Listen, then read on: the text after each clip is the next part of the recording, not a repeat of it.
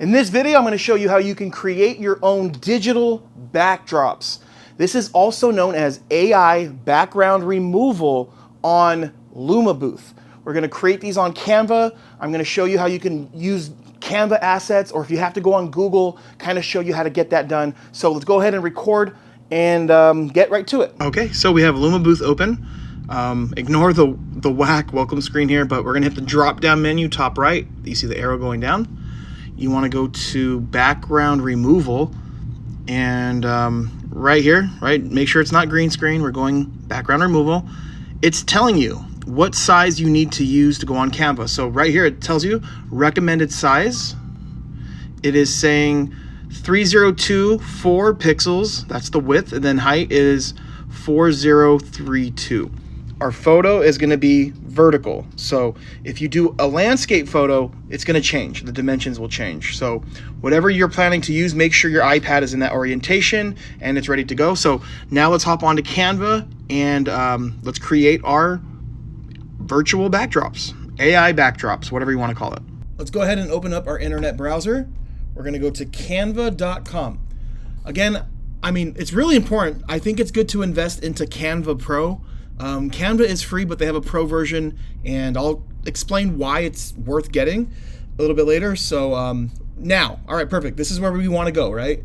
You're going to want to create a new design. You can go this right here where it says custom size. And then now we're going to enter the dimensions that we got on LumaBooth. It is 3024. That's the width. And then height is 4032, and it's in pixels, not inches, not millimeters, centimeters, but in pixels. Then you press this button right here. It says create new design, and here we go. So again, remember, it's vertical, right? That's why the white box is like this. Whatever design you throw in here, just make sure it's filled. That's the whole point here. So let's just assume that this event is going to be for a Disney themed party, and they want like a Disney themed backdrop or background. You can go to elements. You can type into here Disney, right? So look, you see this? Canva Pro, Canva Pro, Canva Pro. This means you have to have the Pro version in order to have this. So I like to go to graphics and then just kind of see all of these assets that they have. You can even go to photos. Let's do this. Look, this would be easy. Perfect. This makes my job a lot easier. Well, actually, let's see if there's any more. Yeah, fine. This is like a little the arcade at Disney. This will do. So you can easily just export it, right? You go to share. You go to download. Then you click on right here where it says download.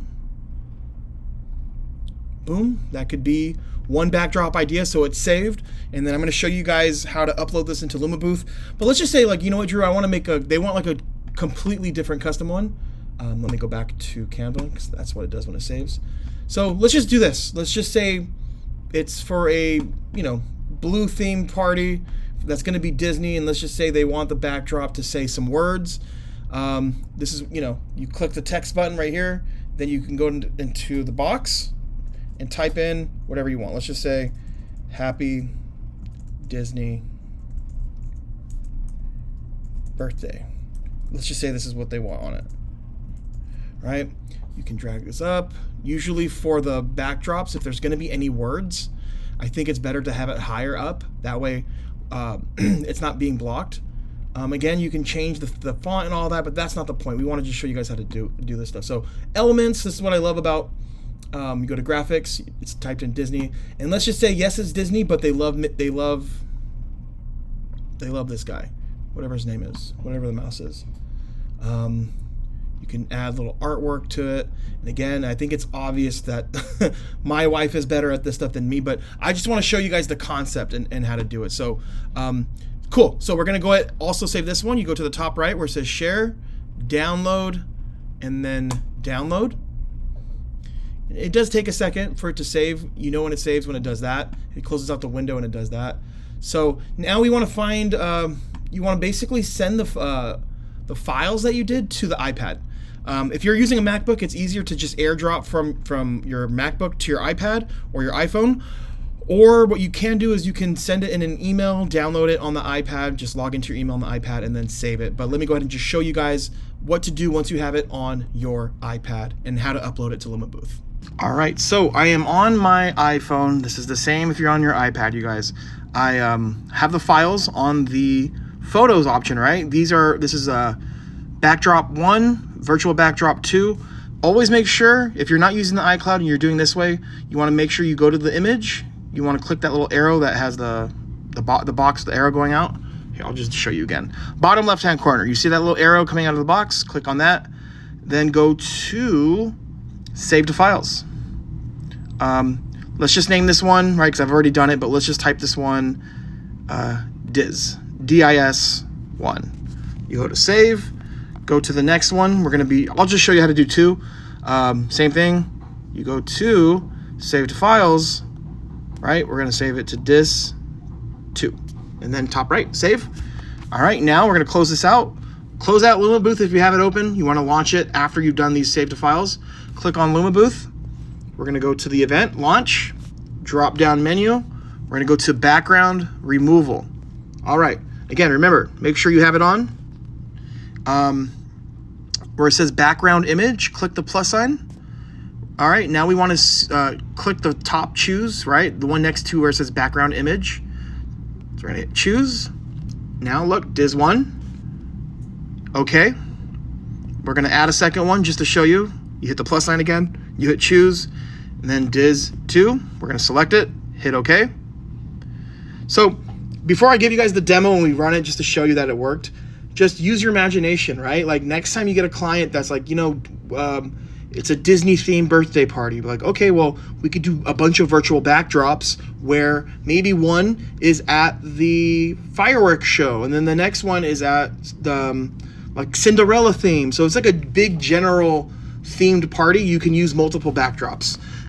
But before we go forward, I want to show you guys right under the photo box, you see where it says image selection. You can select either of these, right? One says let guests choose, and that basically just means that the people using the photo booth get to decide which backdrop they use, right? Or you can put cycle through automatically. It'll cycle it through for them. I always think it's better to let the guests choose. And right here, look, recommendations. Let's just go over it. It says up to 4 people. LumaBooth is telling you that this feature works best when there's 4 people. However, I've used it for like 10. But the more people in there, I guess, the harder the software has to work and the less effective. It also says keep people close to camera. If you guys follow my rules, the 2-step rules, no further than 5 feet, and then your ring light all the way on, you should be fine. And then it says person height is at least half of image height, meaning half of this height, right? So let's go ahead and hit the drop down menu. We're gonna hit launch, event. We're gonna hit the photo button, right? And then this is what you see. They get to choose. And if you're only doing one, it would only be one. And I know it looks a little cropped here, but watch when I hit next. We're gonna start the photo. Get ready. Everything's there. And it's always good to do some tests. Ooh, and looking good. It's gonna go ahead and go to the next Share your setting. photos. I think we have the props on. Yeah. So we'll go next.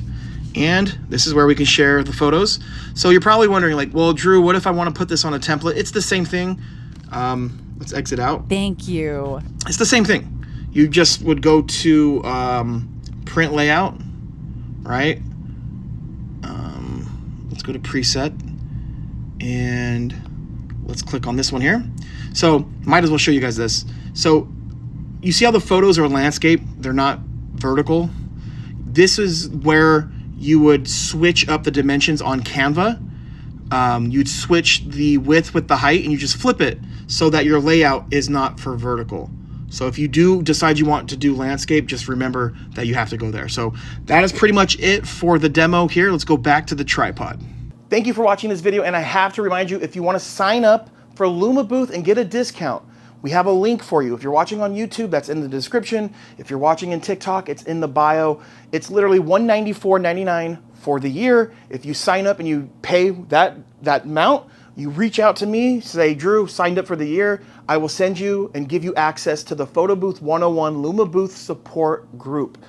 And as always, if you want to buy a photo booth, you want to get started in this business, go to photobooth101.com. We have the equipment, the training, the mentorship, printers, props, physical backdrops, and so much more. I'll see you there. Take care.